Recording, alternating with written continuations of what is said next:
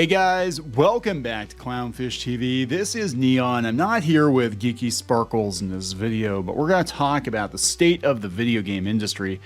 Right now, gamers are under attack. This whole thing has just blown up massively over the last couple weeks, and it's so much bigger than just Sweet Baby Inc. So we're going to talk about this. This is coming from the ADL. Now remember guys, before you go freaking out too much here, the ADL also had a huge problem with Elon Musk buying Twitter. They had a massive problem with it. Last fall, they put a statement out. The ADL basically has, and that would be the Anti-Defamation League, they have a problem with like everything. So I'm just, but I mean, this is crazy that they are retweeting this article and talking about the extremism in gaming. I'm like, I'm a gamer. I'm a lifelong gamer. Have you met other gamers like in the real world? Like I'm not gonna generalize, but I'm just saying I don't know if they really fit the profile of what you think a terrorist would be like. Let's just put it that way. It's like a lot of these guys, they might be good at games online, shooting things online. I don't know if many of them would cross over from Fortnite to actually learning how to shoot. Or would do that. But they keep trying to tie gamers to acts of extremism. I mean, this happened in New Zealand, and this guy was like blaming PewDiePie and the Gamergates and all this stuff. And here we go again, guys. It's an election year. We need a talking point. So let's talk about this. Before we get into it any further, please subscribe for more pop culture news, views, and rants. Guys, go out to Clownfish Gaming. We do gameplay videos. We actually do play games. Imagine that. We actually do play games. So before I get into this, I gotta get something off my chest here, right? One, we're not going to be covering, unless there's like major news, we're not going to be covering the Sweet Baby Inc. thing day by day, blow by blow. There are plenty of other people that cover it, right? And I think it is personally starting to get weirdly political. And I understand people are going to be like, well, the whole thing is political. I'm like, yeah, it is. But I don't think combating politics with more politics is necessarily the answer. I think cutting off the oxygen, and just apathy and closing your wallets, I think that is the answer to getting rid of things in gaming that you don't want. And just, cut them off, cut the money off. Seems to work. It's worked for Hollywood, right? So that being said, it doesn't help gamers at all that we've got people like Matt Walsh weighing in on this situation when you could tell this guy has never touched a damn video game in his life. This is the same guy who thought animation was stupid. He thought anime was stupid and satanic. He thinks anybody that's into pop culture is a grown-ass man baby. You know what I'm saying? Like, this is the last person who should be weighing in on this topic. And the more right-wing pundits get involved in this situation that involves gamers across the spectrum, the political spectrum, right? And gamers don't give a shit. Most gamers don't give a shit about politics. I'm going to be upfront. Most gamers do not give a shit at all about politics. And initially, when all this stuff started, it was pushback against heavy-handed politics being shoved into gaming. But when we've got talking heads like that getting into it and turning it into a right versus left thing, you're not helping gamers, because it leads to shit like this. I'm just saying. I mean, they already had gamers in the crosshairs, right? But it leads them to start making connections that aren't there. This happened with Star Wars too. We got put on some list. It was that Rewriting Ripley garbage blog and podcast. And the sole purpose of this blog and podcast was to try to connect everybody who didn't like Disney's Star Wars to the actual alt-right. And it was very tenuous. It was like, well, because Clownfish doesn't like The Last Jedi, and their videos are recommended with the quarterings. And one time the quartering talked to this one guy who talked to this other guy who knows Milo Yiannopoulos. Yeah, and that's how they're right wing. That's how they're alt right. I'm like, what the fuck are you talking about? Seriously, they're coming after Asmongold now. It's like it's insane. But anyway, I just want to get that off my chest, because if you're looking for daily hot takes on Sweet Baby Inc., this is not the channel for you. We've done a couple of videos about it, but I think it's going to get weird. And I think that a lot of people, my personal opinion, I think they're going to play into the trap. I think it's a trap. It's a trap. I think it's a trap. I think they're going to try to push and poke and prod to get extreme reactions, and then they're gonna point a finger at the gamers and be like, look, because that one guy did that one crazy thing. All gamers are bad. You know, but this, I mean, look, I've seen it all. I've been gaming since Atari 2600. I'm not even joking. I mean, I was very little.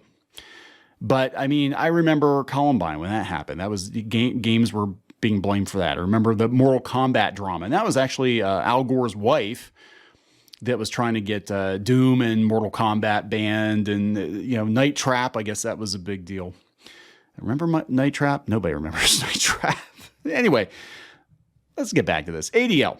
The ADL. As digital social spaces, online games should be regulated to address hate and extremism. It's vital for Congress to examine extremist radicalization in these spaces, and we're grateful to Lori Train? I don't know. I don't give a shit. For leading this effort. An important piece to read. Readers added context. They thought people might want to know there is little to no evidence that people are being radicalized through online gaming. This is simply a push for further surveillance of the public. Yes, I agree with that. Disguised as a goodwill gesture to combat extremism, people primarily play video games to simply relax and have fun. That's true. I actually did a video on that they said that there is no correlation, that most experts can find. There's no correlation between real world violence and video games. And video games are such a huge part of pop culture. That's like saying if somebody gets in a fist fight, it's because they watch football. NFL, you know, I'm just saying that because it's right there. But that's what I'm saying. You know, I'm saying like, oh, they watch WWE and they punched a guy, and it's because they watch WWE. It's like, no, they were just violent and batshit to begin with. So here's the article from The Hill. Regulate toxic online video games the same as social media, including X, right? After years of paralysis, the US and European Union have been moving to regulate social platforms. The EU is taking tentative steps to enforce the New Digital Services Act. This is in Europe. I don't want to be like Europe. I'm an American. I don't want to be like Europe, which came into effect for all online platforms on February 17th. Some states in the U.S. are trying to control how platforms do content moderation, and the Supreme Court is now considering the constitutionality of this regulatory foray. Meanwhile, the U.S. Senate is edging closer to approving legislation that would compel online platforms to introduce additional child safety measures. But these efforts to rein in social media overlook the gargantuan online gaming industry. Video games comprise the largest entertainment industry by far. Okay, so I'm going to stop right there. The reason that video games have been such a battleground over the last decade is this very reason. It is the largest source of entertainment, bigger than Hollywood. That's why people are trying so hard to take it, to claim it, to plant the flag on video gaming. That's why they're doing it. That's why you're getting these talking heads that never cared about video games any other time. That's why you've got, you know, Joe Biden playing Animal Crossing, you know, and Disney throwing money at Fortnite because they just are like, video games are popular. Well, we can reach a lot of people. Let's take it. Let's take it, and then we'll reach all the people we need to reach. Today, online gaming sites offer far more than entertainment. They're social platforms that channel user communication and enable networking and community building. Online games should be part of the regulatory discussion concerning digital platforms, but they seldom are. Discussions of harm in gaming historically have focused on fears about the content of the games themselves.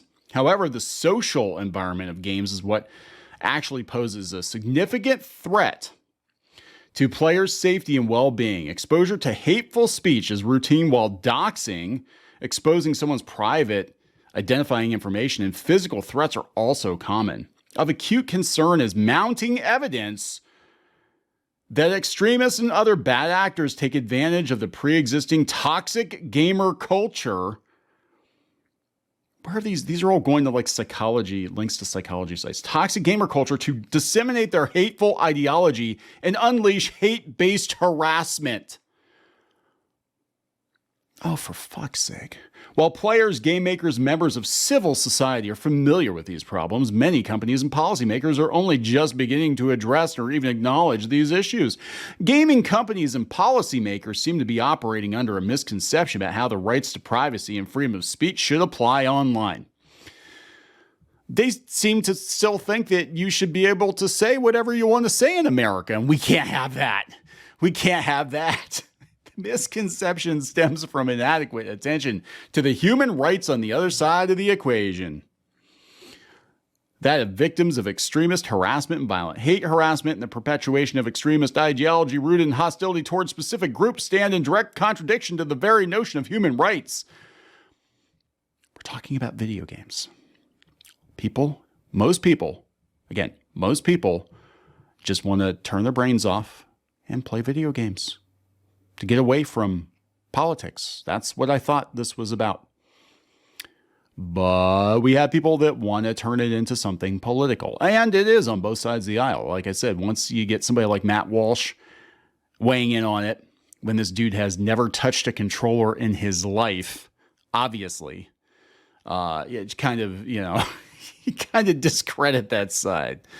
In practice, exposure to extremist rhetoric and behavior in games has tangibly and sometimes devastatingly affected victims of harassment, intimidation, and occasional violence. In the most severe cases, extremist radicalization. Why can't I say that? Because it's so silly. I can't say it because it's such a stupid thing to tie to video games. Extremist radicalization through gaming inspires actions that violate individuals' right to life. Oh my God, the drama. Oh my God, they're bringing up New Zealand. Holy shit. It's so predictable. The perpetrator of the Christchurch massacre in New Zealand used gaming chat rooms to engage in and seek support for his racially motivated ideation. His gamification of the actual attack inspired subsequent mass shoot. Oh my God. There's no proof. He was crazy. The dude had mental issues and he just wanted to tie that to gaming, to PewDiePie, to all, you know what I'm saying? Like, this is so ridiculous. They've already done studies that there is nothing that points to games, radicalizing anybody. In 2022, the gunman who killed 10 and injured 3 at Tops Friendly Market in Buffalo noted probably wouldn't be as nationalistic if it weren't for blood and iron on Roblox. They're blaming Roblox for extremist behavior. Oh my God. I can't. What the fuck? What am I reading? What is this shit? By Mariana Olanzola Rosenblatt. Opinion contributor. Well, you got some opinions there. Oh my God, just goes on and on. Regulators should consider online games fair game for regulation. Online games nominally fall within the scope of the Digital Services Act. Similarly, when considering online platform regulation and enforcement, U.S. policymakers, including the FTC, should explicitly include game companies within their scope. When talking about the safety of the internet, especially the safety of children, there is no more important place to start than digital playgrounds. Game makers, policymakers, researchers, and advocates all share the same common goal: to make play as safe and enjoyable as possible. No, we don't have a common goal, because we have people like this that want to tie every horrible thing that's ever happened in this country or other countries ever to video games. So what's going to be next? Like, oh, we're going to ban video games except for these, certain government-funded organizations or something that can release edutainment. We're going to regulate it like liquor and cigarettes or something. You know what I'm saying? Like, this is stupid. Okay, so she is a policy advisor on technology and law at the Center for Business and Human Rights at NYU's Stern School of Business. Yeah, fuck off. That's ridiculous. But yeah, it's going to be a talking point this year, guys. But what I'm saying is, let's not give them anything to talk about because they're already looking. Again, I will cover major news on this channel as it happens, but I'm like, they're looking for every infraction, just like the Star Wars thing all over again. And basically that died out when people got bored of talking about it. I don't know. It's going to be a really interesting year. This year is going to be really interesting. I actually debated about quitting Twitter this year because I'm like, going into November, it's going to be insane. But there we go. So I'm going to wrap this up. Please subscribe for more pop culture news, views, and rants. We'll talk later.